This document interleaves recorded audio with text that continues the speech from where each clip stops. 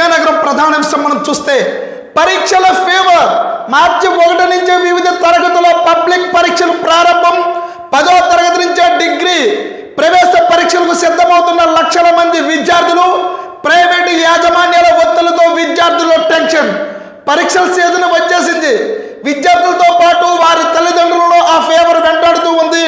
పరీక్షల్లో మంచి మార్కుల సాధనకు విద్యార్థులకు వారికి కావలసిన వసతుల కల్పనతో తల్లిదండ్రులు నిమగ్నమయ్యారు.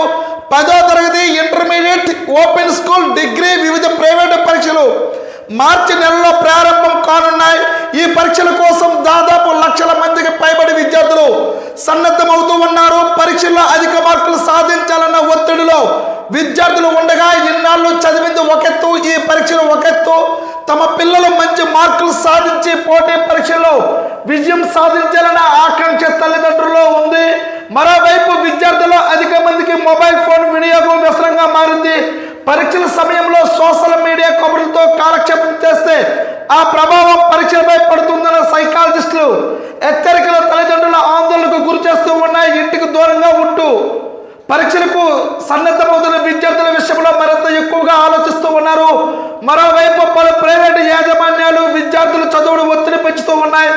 చదువుతో ప్రతిభ చూపాలి, పేరు రావాలన్న లక్ష్యంతో సామర్థ్యాలకు మించి ఒత్తిడి పెంచుతూ ఉన్నారు.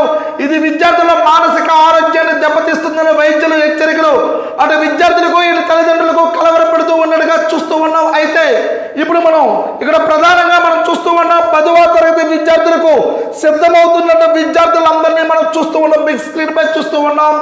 అయితే దీన్ని ఇప్పుడు మార్చి 1 నుంచి వివిధ పరీక్షలు అయితే మాత్రము ప్రారంభం కానున్నాయి. ఇది ఒక పక్క విద్యార్థుల్లోనూ ఒక పక్క తల్లిదండ్రుల్లోనూ అయితే మాత్రం ఒక టెన్షన్ వాతావరణమే తయారవుతున్నట్టుగా మనం చూస్తూనే ఉన్నాం. ఎందుకు అంటే ఇప్పటి వరకు చదివింది ఒక ఎత్తు అయితే ఇప్పుడు ఎగ్జామ్స్కి ప్రిపేర్ అవుతూ ఉన్నారు కాబట్టి టెన్షన్కి ఒత్తిళ్లకు కూడా చాలా ఇబ్బంది పడుతున్నట్టుగా మనకు తెలుస్తూ ఉంది. అది కూడా ఎక్కువ ప్రైవేటు సంస్థల్లో అయితే మాత్రం ఎక్కువ యాజమాన్యం అయితే మాత్రం ప్రైవేటు విద్యార్థుల పైన అయితే మాత్రం ఒత్తిడి తెస్తూ ఉన్నారు. ఎక్కువ శాతం పిల్లలైతే మాత్రం ఇప్పటి వరకు సెల్ ఫోన్లు కూడా ఒక వ్యసనంగా మారింది. అయితే ఇప్పుడు సెల్ ఫోన్కు దూరంగా ఉండాలి అంటే మాత్రం కష్టంగా ఉందని అంటున్నారు. ఖచ్చితంగా తల్లిదండ్రులు అయితే తగు జాగ్రత్తలు అయితే తీసుకోవాల్సిన బాధ్యత తల్లిదండ్రులు. ఒక పక్క ప్రైవేట్ యాజమాన్యం కూడా పిల్లలపై ఒత్తిడి అనేది కూడా తగ్గించాలి. అలాగే మరొక కథ మనం చూస్తే వంకాయలు కిలో 3 రూపాయలు అన్నట్టు ఉద్యాన పండుగ వంగ సాగు చేస్తున్న రైతులకు కష్టాలు తప్పడం లేదు. ఓవైపు ప్రకృతి వైపరీత్యాలు, మరోవైపు గిట్టుబాటు ధర లేక రైతులు ఇబ్బంది పడుతూ ఉన్నారు.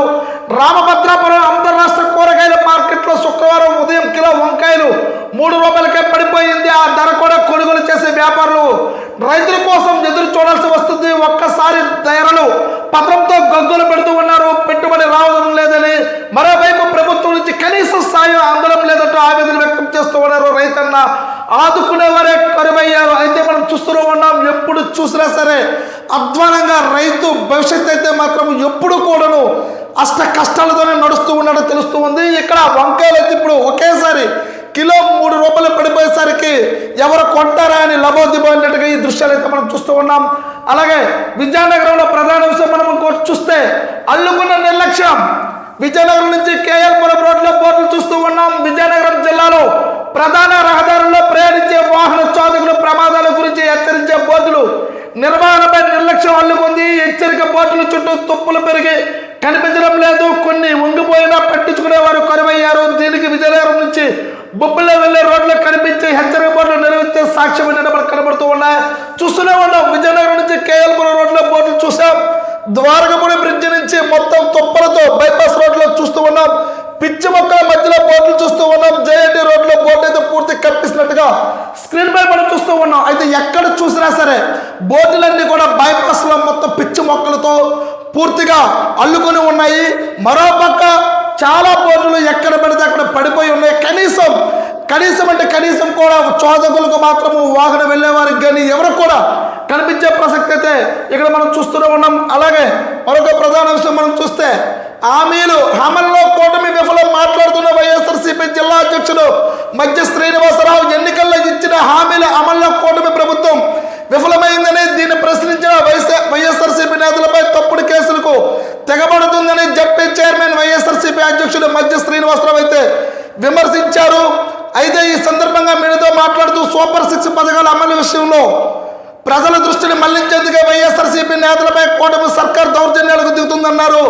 విద్యార్థులకు తల్లికి వందనం, వసతి దీవెన, విదేశీ విద్యా దీవెన, రైతులకు అన్నదాతలకు సుఖీభవ, మహిళలకు ఏడాదికి 20,000 ప్రతి సంవత్సరం జాబ్ క్యాలెండర్ విడుదల చేస్తూ ఉద్యోగ అవకాశాలు కల్పిస్తామని, లేదంటే నెలకు 3,000 చొప్పున నిరుద్యోగ భృతి అందిస్తామని నిరుద్యోగులను మోసం చేశారని మండిపడ్డారు. సంక్రాంతి పండుగ తర్వాత ధాన్యం కొనుగోలు నిలిచిపోయాయి, రైతులు గగ్గోలు పెడుతున్నా పట్టించుకోవడం లేదని అన్నారు. ఈ కార్యక్రమంలో మధ్య శ్రీనివాసరావు అయితే హామీల్లో జిల్లా పరిషత్ చైర్మన్ మధ్య శ్రీనివాసరావు అయితే మాత్రం కూటమి ప్రభుత్వంపై వీర్చుకుపడుతూ ఉన్నారు. హామీలు ఇచ్చినవి ఏవి కూడా సకాలంలో ఇవ్వడం లేదని శ్రీనివాసరావు అన్నారు. అలాగే మరొక కథనం ప్రధానంగా చూస్తే గురుకులాల ప్రవేశాలకు దరఖాస్తుల ఆహ్వానం. 5వ తరగతి ఇంటర్మీడియట్లో ప్రవేశాలు ఉమ్మడి విజయనగరంలో 13 గురుకులాలు మార్చి 6వ తేదీ వరకు దరఖాస్తు గడువు.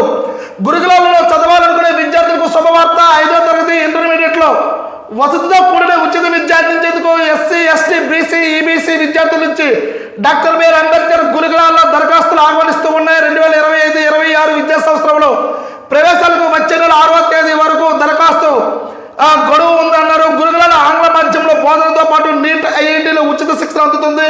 ఏప్రిల్ 6న జరగనున్న ప్రవేశ పరీక్షలకు చూపిన వారికి ప్రవేశాలు కల్పిస్తూ ఉన్నారు. 5వ తరగతుల్లో ప్రవేశాలకి ఎస్సీ, ఎస్టీ విద్యార్థులకు 2012 సెప్టెంబర్ 1 నుంచి 2016 ఆగస్టు 31 మధ్య జన్మించి ఉండాలని కూడా అర్హతలు కూడా ఇక్కడ చెప్తూ ఉన్నారు.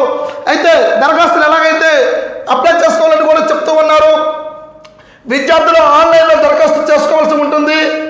హెచ్టిపిఎస్ APBREGTC ద్వారా ఆన్లైన్లో దరఖాస్తులు చేసుకోవాలి. విద్యార్థి ఎంపిక చేసుకున్న పాఠశాల, కళాశాల వివరాలు తప్పనిసరిగా రాయాలి. వివరాలు సబ్మిట్ చేసిన తర్వాతే మార్చుకోవడానికి అవకాశం ఉండదు అని చెప్తూ ఉన్నారు. అయితే మనం చూస్తూనే ఉన్నాం. అయితే గురుకులాల్లో పాఠశాలలో అయితే మాత్రము ప్రవేశ దరఖాస్తులకు అయితే ఆహ్వానం చేస్తూ ఉంది. ఉమ్మడి విజయనగరం జిల్లాలో మొత్తం 13 గురుకులాలు ఉన్నాయి. గురుకులాల్లో చదవాలనుకునే విద్యార్థులకైతే మాత్రము ఇక్కడ పాఠశాలలో అయితే మాత్రము ప్రవేశాలకైతే దరఖాస్తులు అయితే ఆహ్వానం చేస్తున్నట్టుగా తెలుస్తూనే ఉంది. చూస్తూనే ఉండండి ఎంఈ న్యూస్. నేను మీ ఎంఈ నాయుడు.